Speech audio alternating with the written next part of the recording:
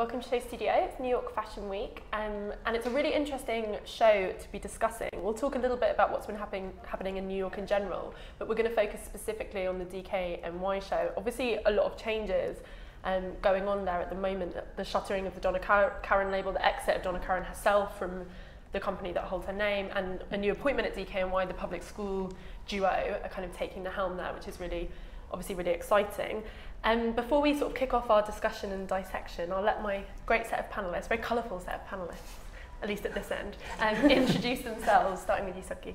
I'm Soki Mack, and I'm a creative director and fashion stylist.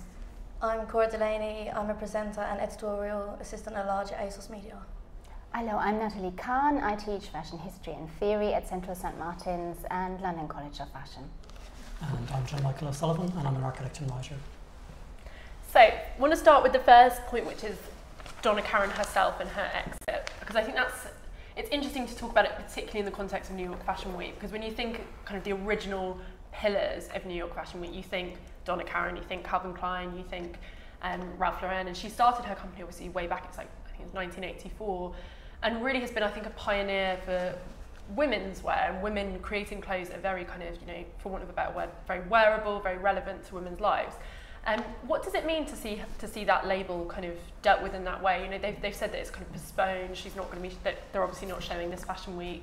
What's her legacy? And are we sad to see Donna Karan wiped from the schedule? That's a big question. Well, I mean, I would say that I think it's quite sad. Actually, I think it's not something that is necessarily surprising as such. I think that DKNY and especially Donna Karan New York, the main label, has lost relevance over the years. I actually quite liked their collaboration with Opening Ceremony in 2013. Yeah. I thought that was interesting, but it was very we put it back on the map. It was very postmodern and nostalgic. Yeah. So just really bringing something back that was relevant in the 80s. In terms of her legacy, I think that's a really important point to reflect on, because as you say, she embodies that pillar of New York fashion in the 80s and that particular period, but also as a woman making fashion for women. I think with now men taking over, this new brand comes from menswear originally. So I think it's interesting to see if they can capture that sort of that feminine essence, really, that I think she embodies for me. It's interesting we talk about, a woman designing for women. I wonder, is that part of the problem in a way? Because fashion has become so much about things that are either androgynous or gender neutral and very much about kind of mixing and sharing.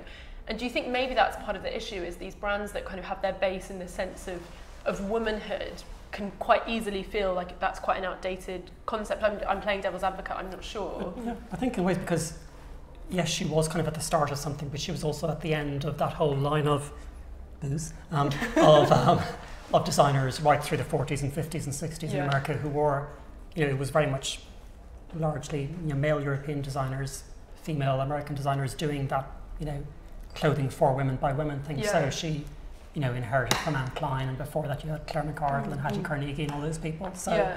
So in a sense, maybe she was kind of the last sort of figure in that sound, Norma Kamali, all those guys. So yeah, it definitely feels like, we were talking about this before, and that she's kind of, stayed a little bit beyond that era of kind of where it felt really, I suppose, exciting and empowering and new, and to the point where it just became perhaps an irrelevance and didn't really connect to what anybody else was thinking. It's interesting to talk about that in relation to the Donna Karan label, but I think also DKNY, as you touched on, I think DKNY didn't feel that relevant anymore, even though it was it was 80% of the total sort of sales for Donna Karan, but I don't think it's one that felt like it was a big part of the fashion conversation. Would you guys say that up until this point DKNY has been cool?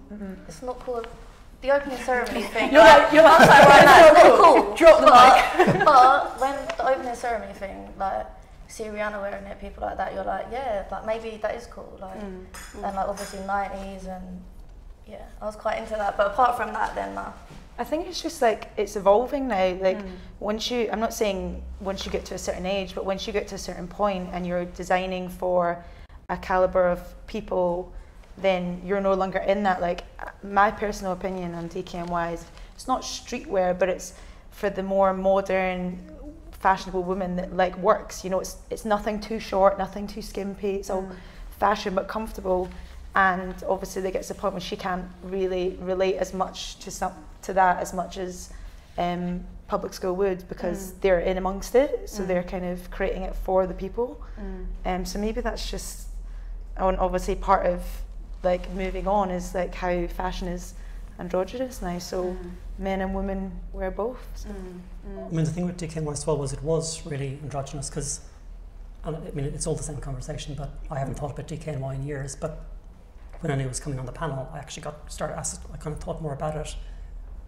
Felt incredibly nostalgic, because when I was first in London in the late 90s, the DKNY shop was the most exciting place, and it was part of that kind of whole group of brands like Theory and Emporio Armani that were doing clothes that weren't for grown-ups, they were for people my age who were, you know, who didn't want suits, who didn't want kind of formal wear, but wanted kind of a way of dressing that felt relevant to us. And it was, so yeah, it was clean, and it was kind of androgynous. So it was, I mean, you think about all those ad campaigns, which in ways are almost the biggest legacy, but it's just, you know, Mark van der Loo and Esther Canada groping each other in various Manhattan hotspots. But it was kind of that Instagram-y lifestyle that you sort of felt you wanted, and it was a very lifestyle feeling. So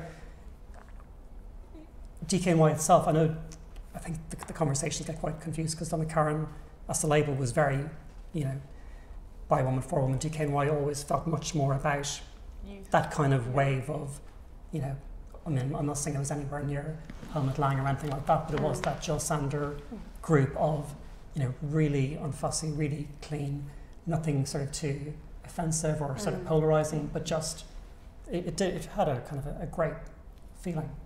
It's interesting how quickly though brands can kind of lose that kind of relevance within the fashion conversation, and I think that's what's interesting, is it's hard sometimes to pinpoint the point where that happens, but I think, you know, as you said, you perhaps haven't thought about DKNY, and I mean it's on your radar, you see the Cora, Delaney ad campaign or whatever it is, but you're not looking to it as kind of, you know, we'd never have thought to do a panel about it, for example, and I think that's really tricky with those kind of, particularly the kind of diffusion line type brands, is they always have to kind of be offering something that feels a little bit kind of punchy perhaps, and I think that's what's quite tricky.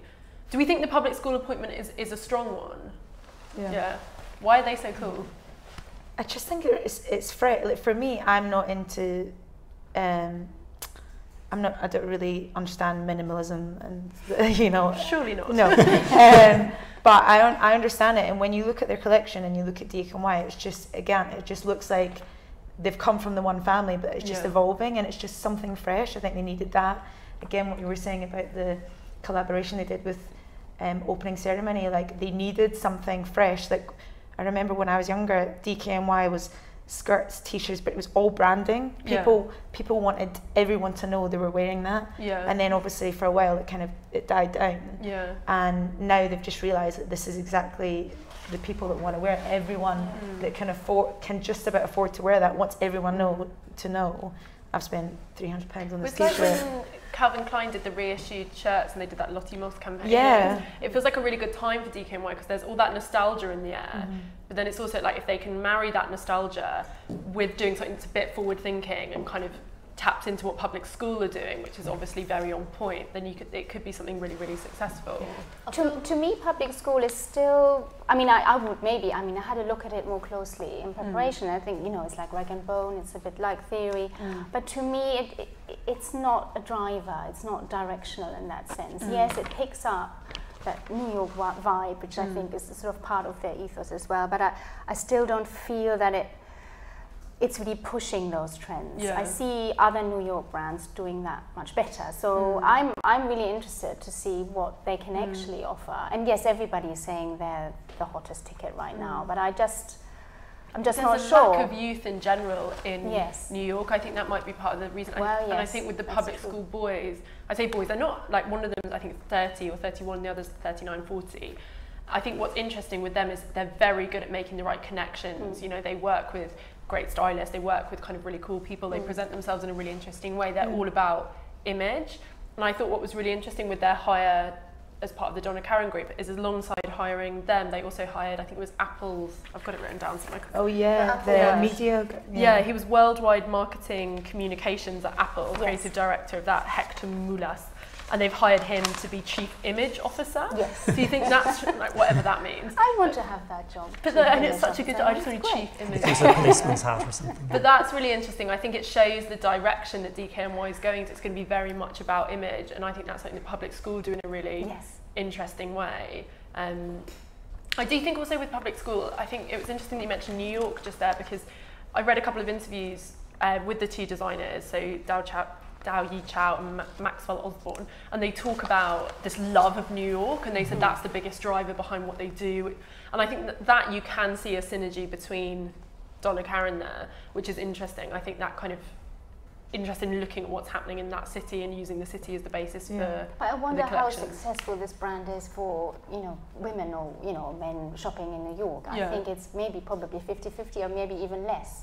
That sense of what that city embodies is probably more successful, in other countries. Yeah, I think DKNY, only 50% of its sales are in the US, which is quite interesting. But then you think what happens in London with brands like Burberry, like selling this idea of Britishness. I think if brands can sell an idea of New York, that feels quite exciting. I think what's interesting with public school is they are really green. Like if you think, I think it was like 2013, they had like 6 stockists, and then they went up in a year to 30. But if you think that's only like 2 years ago, and that's quite similar to what happened with JW Anderson when he was appointed at Loewe. You see that kind of like quite short growth, and it is interesting because I think we talk about them like they're the hottest ticket in New York, but I think it's easy to forget how new that brand is. And have only done women's wear for a couple of seasons. Exactly, yeah. Did they not go down to like hardly any stockists at one point though? Yeah, they stopped their label in like 2000. So they founded, I think, 2008, 2007, and then they kind of pulled the plug for a bit in 2009 or 10. And then they kind of came back and they won all the awards. So they won like the Vogue Fashion Fund, CDFA in 2013, and they won it for menswear, the award for menswear in 2014, and then they won the first Woolmark Prize in 2015, and it kind of all mounted at that period. But I think they've kind of pulled back and forth, which is again quite interesting. But I wonder if also part of their hire is just kind of having a face as well, having something to kind of back up the DKNY brand and label and get it in with that kind of correct crowd. Yeah. Well, because I think that is the thing, isn't it?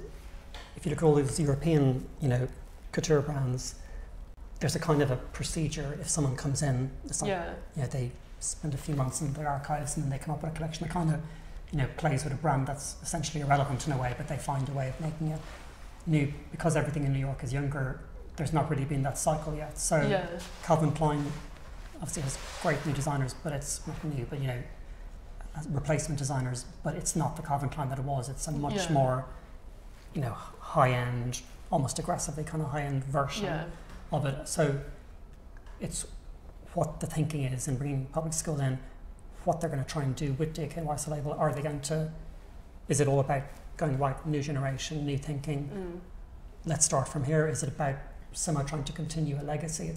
It's what do you do? Because there's been all kinds of failures with Holston and all those brands from, in ways there isn't, Donna Karan started in that era. So, there really isn't a procedure or a path for how an American sportswear brand. What do we think they should do before we see the show? Start afresh. Do you think? Well, it's like, that almost looks like it's their intention. Like even on their Instagram, it's like it only goes back to like 2-3 weeks ago. It's like everything's been wiped. It's this black and white clean aesthetic. It's like that's what they've almost like decided, this is going to be a fresh slate for us, and it's just from here on. So that almost what it looks like their intention of like trying to do. So feels like that's the only way to rebrand now. Everyone does that when they think it was kind of when Eddie Slimane at Saint Laurent did it, everyone was like, oh, so offensive, and now it's like the rebranding strategy is that complete revolution. Well, it's kind of like wipe clean. Even when like when you at Fashion Week, for example, you'll sit next to people that are understanding that times are moving on, or you'll sit next to someone that's been the editor of a magazine for the last 20 years, and there's so many different opinions going around, and one of them is it Olivier Rousteing from Balmain, and they were saying how social media and everything else and reality stars, how they're part of fashion, and how it's not fashion anymore, but it's just that it's moved on. It is. It's the things change, and that's what they're doing now. They've got 2 young designers who are going to bring in kind of recreate a label that wasn't dying, but it was just becoming a bit irrelevant. So maybe DKNY is going to be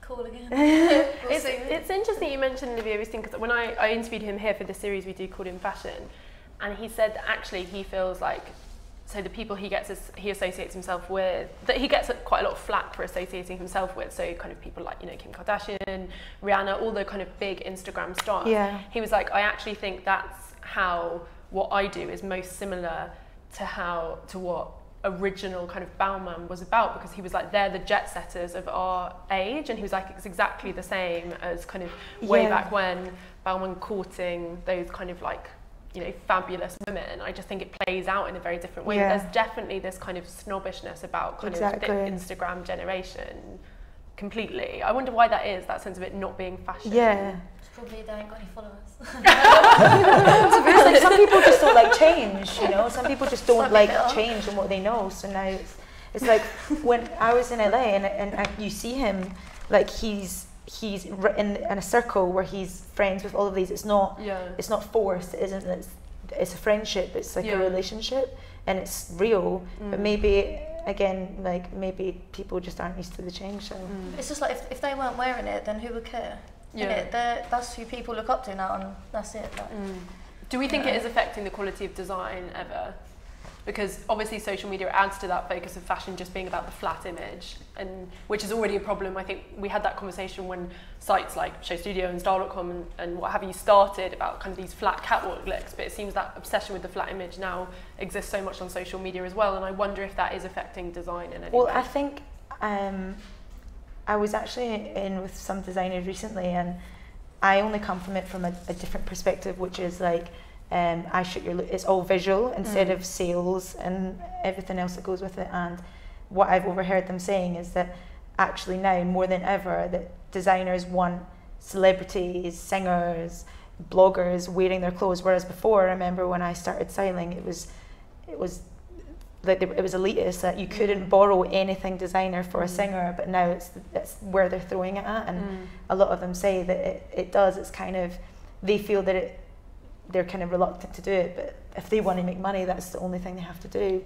I mean, I'm not entirely sure about brands on a completely different scope. I know that the brands I work with, that's what they feel, so I'm guessing maybe it does kind of affect it. That's interesting. What's your take on it as you work? Because you obviously, like, being at St Martin's, you must work a lot with young people and see their kind of the way they think they need to gain access to the industry, and it must be very much about those kind of things that we talked about. Like, I think celebrity culture is not going to go away, and I think it's silly to describe it as frivolous or not important. It's another way of trickling down, isn't it? I don't think, you know, that even this sort of snobbishness that a celebrity isn't worthy or that they shouldn't be on the cover because they haven't done anything important, I don't think is relevant at all. I think embracing mainstream culture, pop culture, celebrity culture, because fashion is part of that. It's not better than that. It's popular culture, and it's commercial, and it's about selling things, and it's image culture. So for me, mainstream is my domain, and I think it should be the same for the students. It's not better than anything else. It's certainly not an art form in that sense. It's about image. It's about selling. Well, it's interesting to talk about image because it goes right back to what we were saying about them hiring this kind of, you know, head of imagery or whatever the title was. Already forgotten it. Was that strange? It is just kind of interesting that seems to be the recipe of building a brand now. It is all about image rather than design, and maybe that's, I don't know, maybe that maybe image is design, and that's just as relevant. I think that's just interesting. You know, I was speaking also, I feel like I'm name dropping people I've interviewed, but I was speaking also to J.W. Anderson recently, and he talked about how it's all about image, and it's all about kind of cultivating that sense of kind of a taste level and kind of curating this lifestyle. And he said, "Oh, I couldn't cut you a dress for love nor money." And I found that quite funny, that someone who is a designer and a creative director will kind of admit that lack of ability to design. And is that something that, do you think the days of where people who are working as creative directors and running these houses, where they actually need to be able to design, does it matter that they can't? I'm not saying public school can't, but I think as long as I think you've always had designers that can't draw or can't cut, but it's always been that kind of team. As long as you've got a team that have those skills, then I don't think it really matters. What makes a great creative director then? Good business card. It's confusing.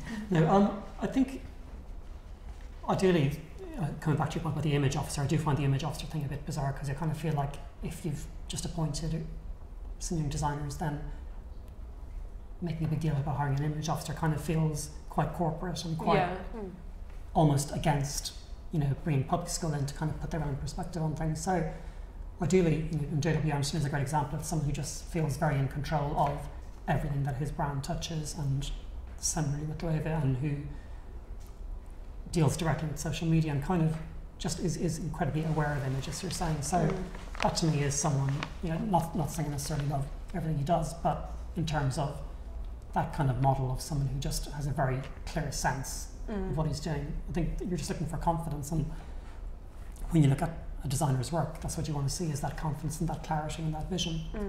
It's interesting, that image officer kind of role, because it seems to be an extension of that culture we've got, which would be interesting to get your guys' thoughts on this, like of the kind of art directors or creative consultants or creative those kind of roles that we see a lot more with people really, really attached to a house, where they're working a lot with it, which I think is quite a new thing. I think it maybe came out of the whole super stylist thing, where you now see that a lot, like certain consultants or names attached to certain brands, and they work with them a lot. Is that something that you notice a lot of people aspiring to do now? Do you think it's quite a good way of working? I mean, I think if that's what your job is, creative director or whatever, then yeah, because the fees from a stylist to a creative director jump quite greatly. But I think that I'm just looking back at a project that I've just recently finished working with. Some of the designers have come out of university, they've got the money behind it, they're all set to it, but they just can't, they know what they want to kind of go for, but there's just some things that they just can't pull together that, again, if they want to make money, they're not going to sell. And you just come in, and it's almost like, I'm not a designer, but I can come in and know what is relevant, because I know exactly, I wouldn't work with a designer that I have no experience in. So a lot of the work that I get is quite it's like a gap between editorial and like a commercial work. It's like a in between. So it looks good on paper, but also the general women day to day will wear it also, and they can take it apart and piece it with other things. So it's for them, like makeup, hair, everything nowadays matters so much. You could be the most amazing makeup artist or hairstylist, but if you don't have a following and you're not credible, then it doesn't really fit with the aesthetic. Like cool and credible is so important. That's why I think people care now about who wears it, what magazine it's going to, because I mean, at some points it's like, let's just push it to anyone that can wear it. The more people that see it, the better. But actually, like with the brands that we kind of work with, it's so important about who wears it, what wears it, how credible it is. So I think it is important to have these people there, because if you want longevity in your brand and what you want to go, you will grow with that person. So that person will, you will cater to a 21-year-old girl that can afford these things 1 minute, and as you grow, it'll kind of evolve into something, so you're kind of growing together, so it's consistent. Yeah. Cora's lost half her mic. Have I? Oh my god. No, don't worry, you can probably still hear it. You were nodding to a lot of that. Do you agree? Yeah, I agree. Everyone takes my answers and I'm like, God, what am I going to say now? I think it's interesting, that notion of credibility though, because I think, there you go. I think it's interesting where credibility comes from, because I think the credibility that someone like public school, where the things that they see as credible, the people, is very different to maybe what someone like the original Donna Karan would have felt. And I think that's what's interesting. It's often, I think there was a long time in fashion where credibility came from other people kind of making you credible, whereas now it feels like credibility comes from kind of building your own following. And that's quite an interesting, because everyone talks about building a social media following like it requires no talent or it's nothing, but actually it seems like that's so important. It is so important. Oh God, when I see people that I don't think are that cool getting sent gifts from like brands, I'm like, oh, I don't know about them, I don't know about that brand anymore. Like, that's not credible. That's what I think. So it's important who's getting sent stuff to wear and stuff, because you're like. But do you think that's something that brands aren't aware of enough? I think the PRs aren't aware enough, I think. Yeah, but it's that rise of the influencer, isn't it? Where it's not a celebrity, but it's someone who what they try and do is make it seem like they're seeding it. So like brands like Nike, Adidas, and they're doing all these collaboration with Mary and everything else that they do. They, instead of hiring an obvious marketing team, now they have seeders, which are like people that are between the ages of 20 to 35 or 35 to 45, depends what kind of caliber of the design you're going for. And what they do is they have lists where they have influential like stylists, like film, like whatever you are, and working in fashion and music, and they gift you stuff to get you to wear it seeming that you've bought it, and that's kind of how they keep the brand relevant without you being like, thank you for this, my free shoes. You know, they don't push you to kind of credit them. It's just about looking quite natural. So I think obviously the more money you have, the more money you have to spend on all these different kind of. And do we think that actually has an impact? Do we think that? Yeah, definitely, 100%. What do you do if you're a young brand that can't afford to do that though? Well, I think if they're young designer, I work with loads of young designers that have come straight out from uni and they have no money to spend on anything, to press.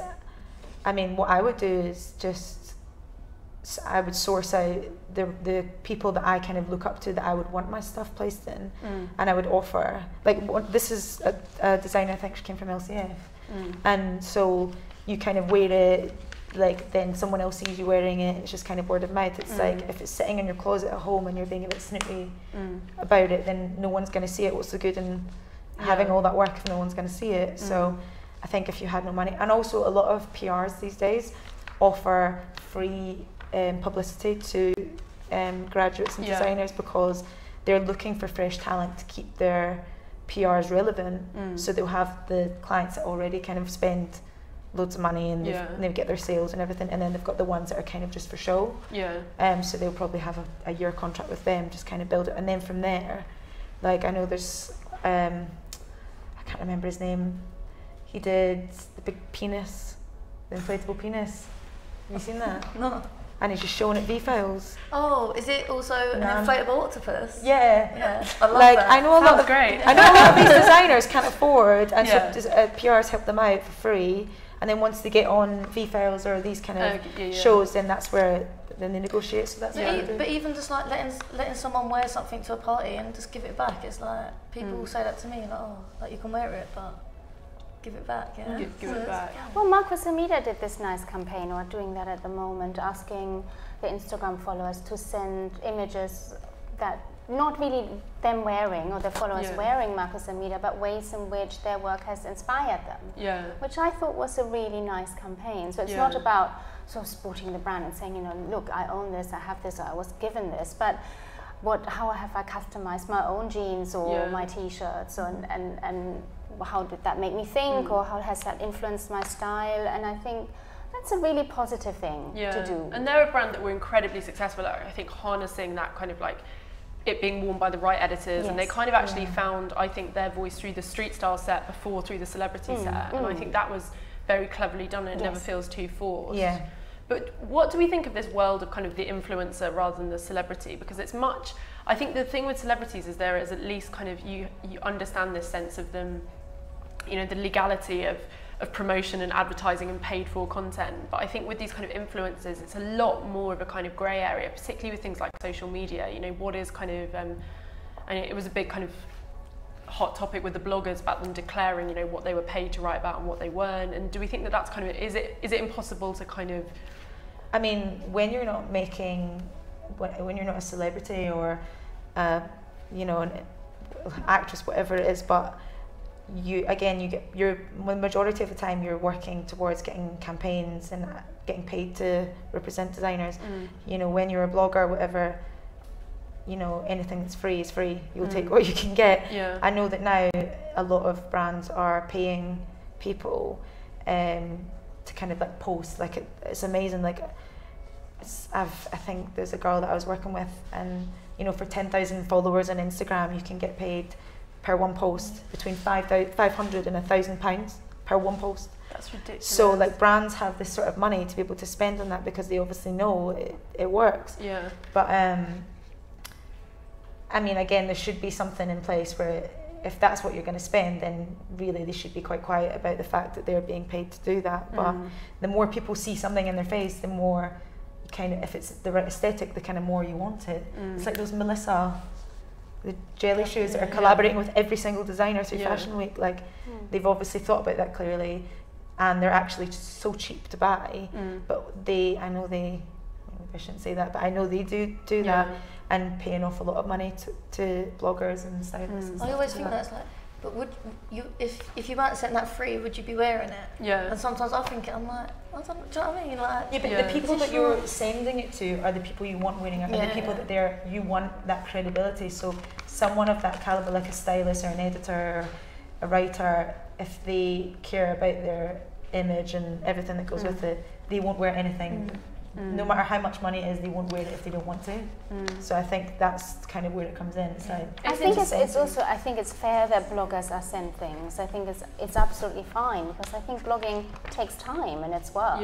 It's immaterial labor, isn't it? You have to acquire new skills. You have to spend an awful lot of time thinking of new images or new ideas. I think blogging is, I mean, I've never done it, but I think it's actually quite time consuming and hard work.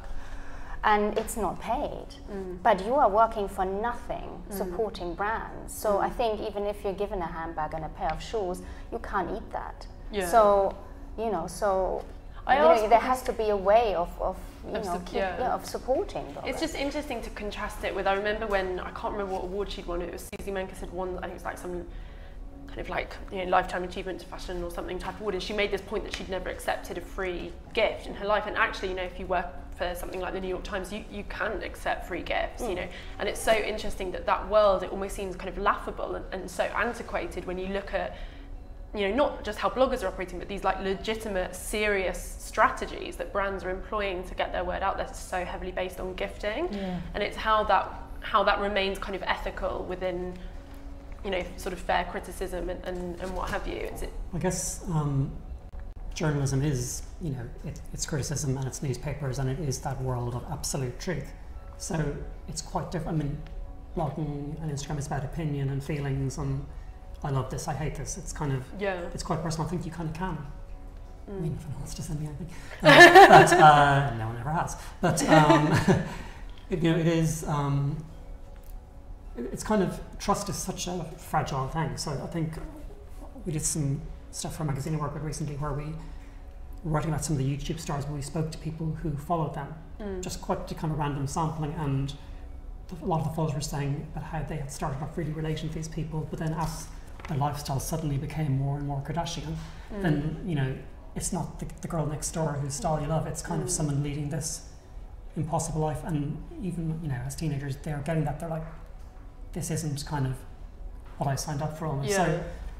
So I think, as you were saying, the bloggers, everyone is kind of responsible for managing their own way of doing things. I think it's totally valid to get stuff, whether it's money or whatever else, and still have those rules for journalism, which is, I do think, is a different side of the fence.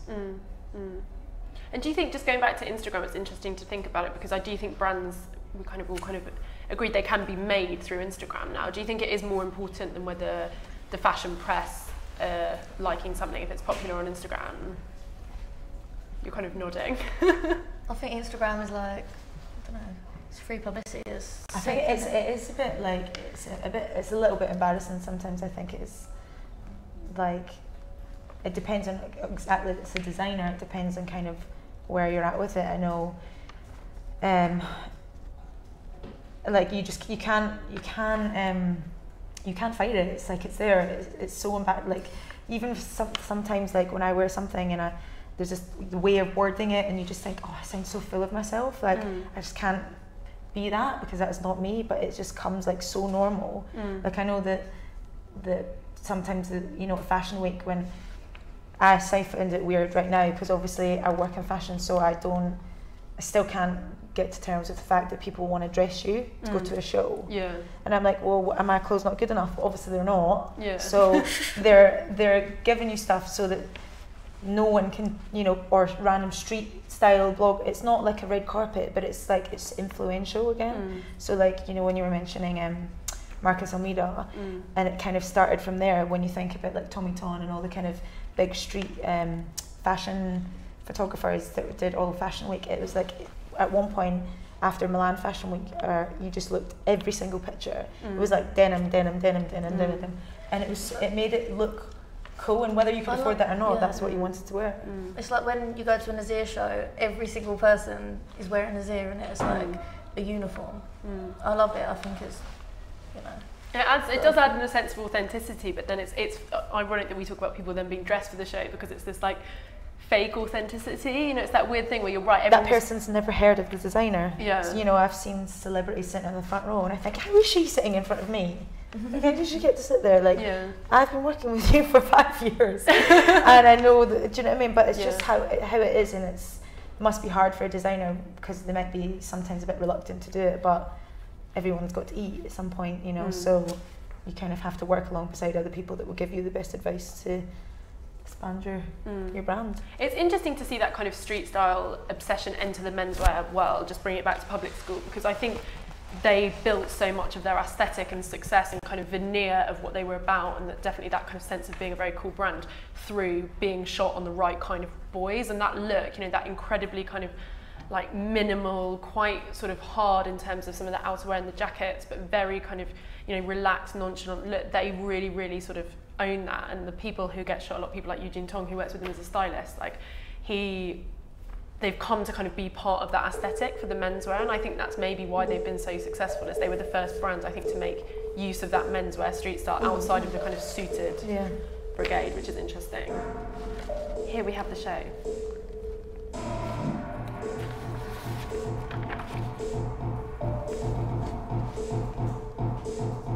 It's interesting, we're talking so much about gender and things being there we go. So we got to put trousers on. Where are the trousers? Like, come back. It's interesting because she's not even wearing boots, she's wearing socks and brogues. It's so kind of like... It's so masculine. Well, it's like she's woken up at a boy's house and been like, crap, what can I fashion from what's here?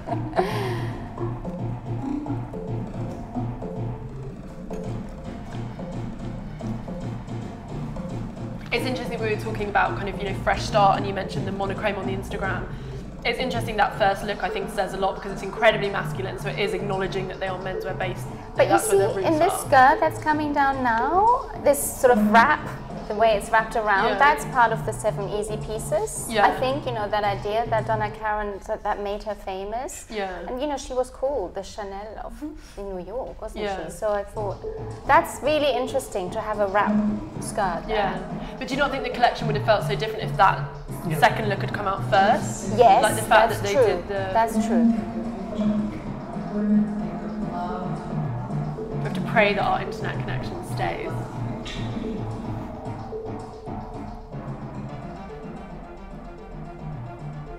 I'm interested in that white look as well. It's very kind of like, that. It's really, really nice, but it's really like underweary, you know, it looks like kind of what you'd sleep in. I think the reference you made to the 7 easy pieces is interesting though, because looking at a lot of this, it is about like building blocks, and it's like, it's almost like they're thinking about 7 easy pieces now. It's like the kilt skirt, kind of plain white t-shirt, suit jacket, and you know, that it's interesting to see that kind of updated and reconsidered. So, yes, I think that's actually a really nice element. Because if you think, what are the 7 easy pieces that women wear today, and like it is kind of what they're showing. It's these kind of like, I think the tunicky tops are interesting. That kind of asymmetry is really, really them, but also just like the really kind of like simple t-shirt type stuff. It's what. And then the other thing that Donna Karan embodied, I think, is also, it's a working wardrobe. It's a wardrobe you wear all day. That's the other thing, that it's versatile. And looking at this, I also think that's something that's definitely sort of part of the process, I think, of the way that these looks develop. I like that wrap-round tie skirt. It's a bit J-dubs. So I actually have one very similar already in my wardrobe. I'm not totally hearing the soundtrack, but obviously there's words saying men think of literature, women think of love. So the GCT playing on that whole, we're not the woman designing for women anymore, this is a new stance and a new... And to be honest, I think I've zoned out a bit after that first look, because the first look was a bit of kind of interesting statement. the rest, apart from kind of the styling, doesn't feel desperately kind of, there's nothing kind of that's caught my eye. Yeah. Or nothing nothing identifiable, I guess. I think it's very much what they do though. It's very commercial. It's very much like you go to their shows and it is very much about garments. You know, like I think they were interviewed. I think it was the New York Times, and they asked them about like what's their like great piece, and they were like, oh, it's probably one of our leather jackets. You know, that's like their iconic piece. And I think most designers would be really loath to be like, oh, it's my leather jacket. Yeah. It's such a commercial piece. You know, but I think that's kind of what they're about. So this is like, it is like a commercial collection, but it is much more kind of masculine in the sense of, I just think the sense of kind of being dressed and undressed is really interesting. It looks like they're wearing a lot of men's clothes, but kind of very like pajama-y type clothes, you know, things like the underwear. It is very much kind of this idea of a man's influence in a woman's life. Like, she doesn't look like she's a single girl, a single empowered woman. She looks like she's a girl with a boyfriend borrowing her boyfriend's clothes. Yeah. Whereas the Donna Karan woman was much more, like empowered working lady. Whereas this is very much like hot girl rolling out of her boyfriend's bed. And do we get a sense that this is a diffusion line? I mean, now that Donna Karan New York has been suspended, is there, DKNY obviously has been a brand that stood on its own for a long time, but looking at this, it's not trickling down from anything, is it? Well, that's what I wanted to ask about these diffusion lines and what's really tricky, because I think I think there was kind of an era where everyone had a diffusion line and it was easy to see what the role of that diffusion line should be, and now I kind of have no idea. Like, you look at Prada and Miu Miu, that's kind of similar in the sense of Miu Miu is not a diffusion line now, it's completely its own NC, it's not trickling down, as you say with this, and now this is a diffusion line that isn't a diffusion line anymore. And well, DKNY has, stood on its own for a very long time, I think. Yeah, I was going to say, I don't think that's the weird thing. I know it came from Donna Karan, but I don't think it ever felt like a diffusion line. It was just something else. So I almost used to get the feeling that DKNY was the main thing, and Donna Karan was almost an elevated version of it. It was kind of the other way around, because DKNY was so dominant. Is that the way that you have to do diffusion lines now? Because it was interesting, that seemed to be the strategy that Marc Jacobs was trying to employ when they got Luella and Katie Hillier in there, because it's to push upwards. Yeah, to push it upwards, but then obviously that kind of shuttered after 3 seasons. So it's interesting. I wonder if there is a kind of correct way to do like, whenever we've talked about diffusion lines on the Palms Point, everyone always talks about Rico and Dark Shadows like a really good example of one that works really well, but that is so opposite. It's so kind of quiet, it's not pressed in the same way, there's not shows or anything like that. Well, it's interesting that, as you say, that Marc Jacobs is part of LVMH as well, so it's the complete opposite strategy to close down the diffusion line in one house and then to dismantle the main line in the other. I think what's tricky with Marc Jacobs though is it feels like there's always been enough product in the Marc Jacobs offer that could feel almost like the price point of a diffusion line. So I wonder if it felt like they were almost cannibalizing each other. The lower price Marc Jacobs product probably sat at the same price point, which is why I think you either need to separate them out completely. And Donna Karan was horrendous. I mean, the main line was unbelievably expensive. I'm interested to see if they jig the price point for this at all, because if you think, looking at the pieces, they feel like they sit very much in line with, Acne or that kind of like elevated basic type brand. And if you think if it wasn't like Acne, it's expensive, but it is affordable in the sense of it's not like buying Prada or what have you. I wonder if they'll try and kind of slot this in at just looking at the pieces, it doesn't feel like this would be super. I think that is the whole price thing is really interesting, because all of those diffusion labels, D&G, all of that kind of generation, they started off affordable and they grew progressively more and more expensive as kind of they gained momentum.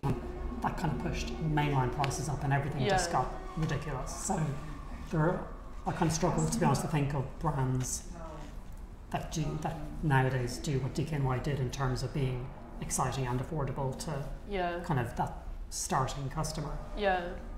I think what's interesting though is those brown, like it was interesting when Browns first did Browns Focus and stuff, and all those brands that came along that were just like, t-shirt, it was expensive, like t-shirts were like £100, but it's like you could buy into it and it feels like you're part of it. Yeah, exactly. And I think if they could kind of slot in at that level, that would be, I think that was also a lot of the brands that I think that come along that are really successful very quickly is because their price point, like I think of something like Shrimps where actually it's expensive, but it's not that expensive, and Marcus Almeida as well, actually the denim, it is affordable, and it feels like to kind of get that huge audience really quickly, you need to be able to do it's scary though how price point has become so unrelated to kind of make and garment. It's like people just pick prices out of thin air. It's really, really weird. Are we liking what we're seeing? Do you like it, Cora? Yeah, I do really. I love pinstripe. Anything pinstripe, I'm into it. But I feel like when these diffusion lines, like they're too cheap, it's like when something's so easily accessible, it's like you don't want it as much. Yeah. Do you know what I mean? Yeah. But I think that's interesting. Though, price has become so much about about making people want something. It's like if anyone can buy it, I don't want it. Yeah. Yeah. No, it's true. It's like when all brands tried to hike their handbag prices up, just for that very reason, that sense of making it seem more. Which is why Acne, I think, get it completely right, because it is like, it feels like something special, but it's not like that kind of crazy investment. This is where I'm turning into a grumpy old man, but like things used to be.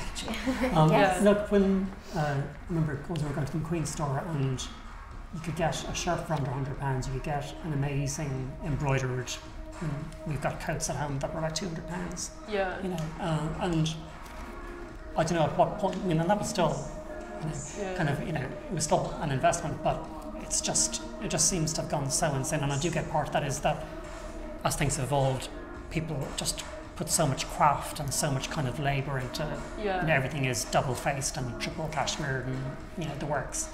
And maybe there isn't just someone doing simple things anymore, and that probably is part of it. Yeah.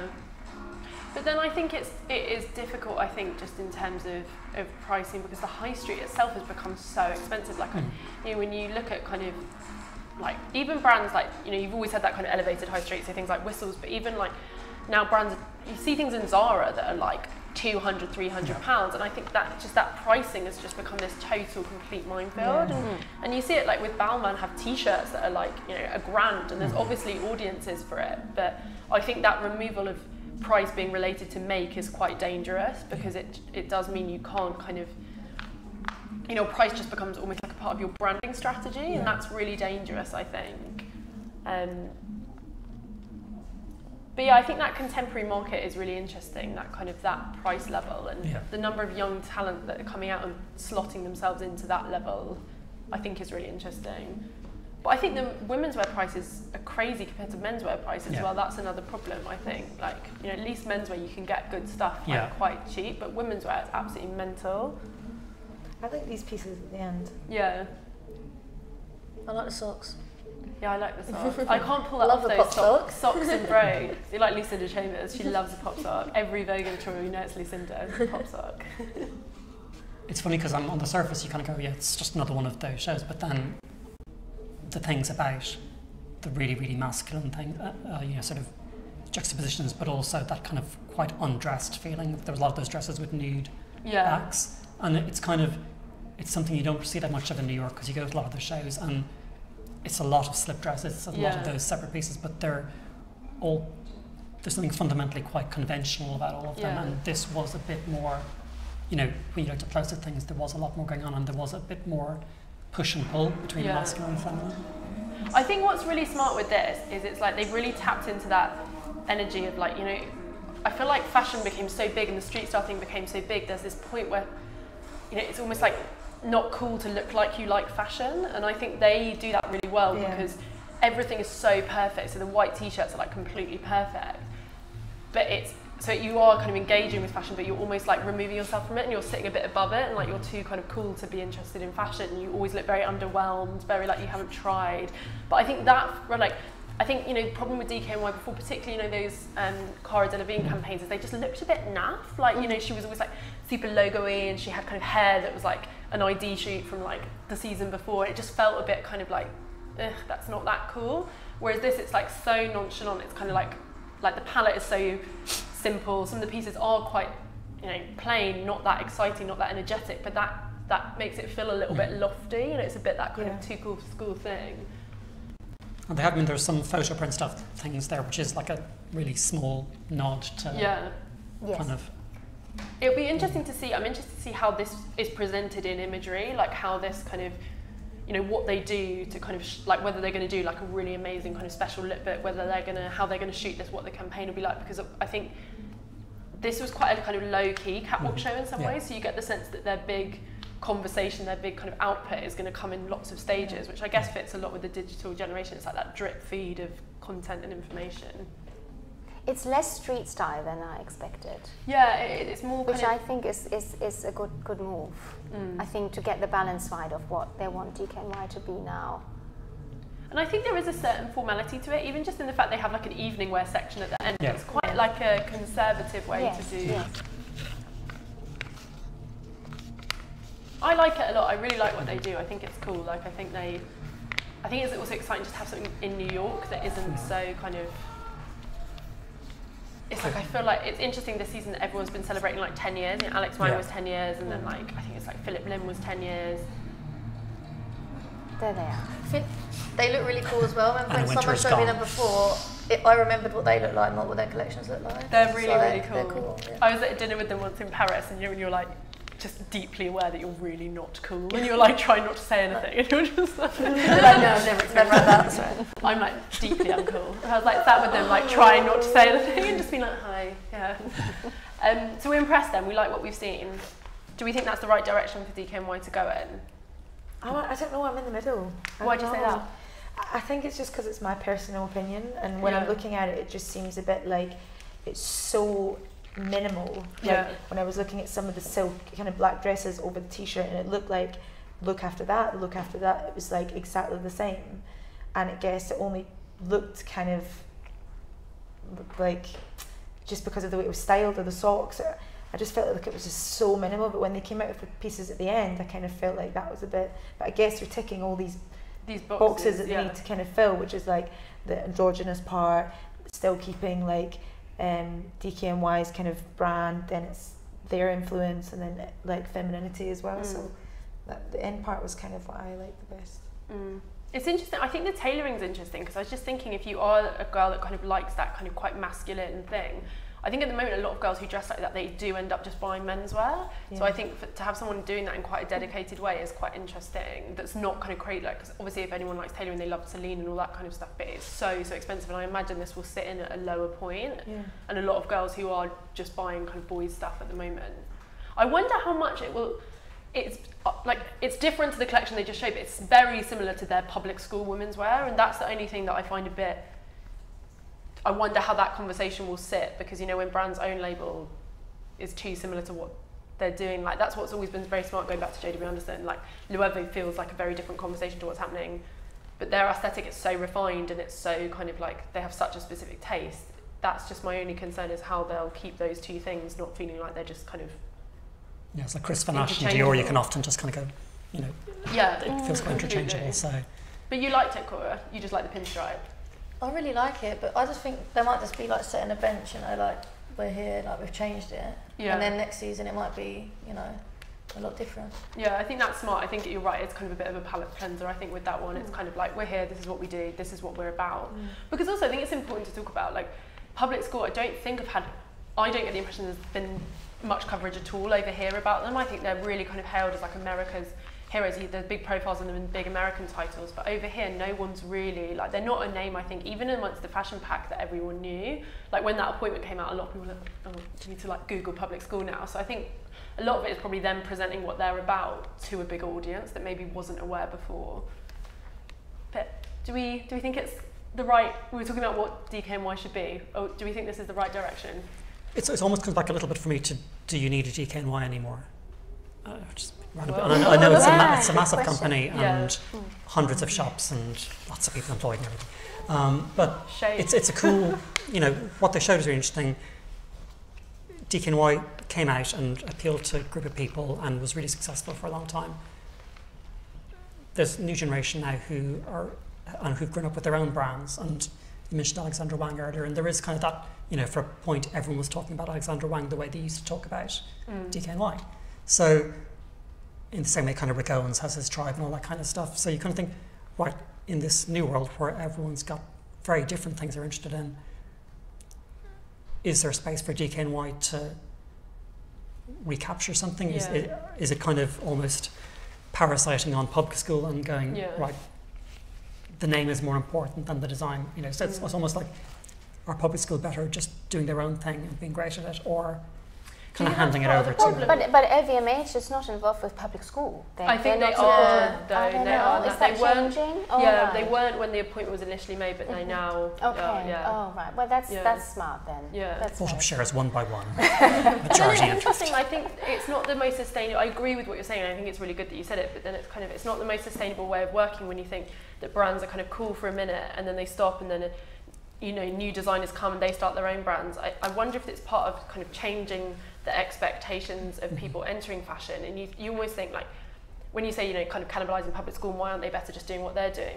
You almost think, wouldn't it have been interesting if public school had never started public school but had always aspired to work for one of those brands? And I think that's the problem is kind of the way the systems work at the moment is people have to kind of start their own thing to get some recognition, and then they get appointed by a house, and you kind of think you need these designers that want to just go straight into those houses, so you get those kind of smooth conversations. You don't get like the brand's cool, it stops being cool, they get a cool young designer, it gets cool again. You just need more continuity, but I think that's part of the problem is it's so many kind of new brands coming along and then old brands trying to capitalise off the cool new brands, and it's just, I don't know, it's not the most sustainable way of working. I think this is what they, as you said, like it's just kind of like a palate cleanser. I think that the fact that they've got the guy from Apple involved, like they've obviously got a plan, and this is what was meant to happen. Like they've got Apple. They've got Apple now. Like they can't have just decided that we're going to make this big game changer, and this is what's going to happen. Like it's obviously something.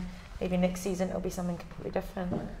I think Donna Karan and DKNY still makes a lot of money. Yeah. And it might not be the ready-to-wear line, it might not be that the fashion press thinks it's hot, but shoes and bags are still sold in the millions all over the world. And a brand like Public School can only dream of that kind of success. And Donna Karan has been, successful on that level and still is today.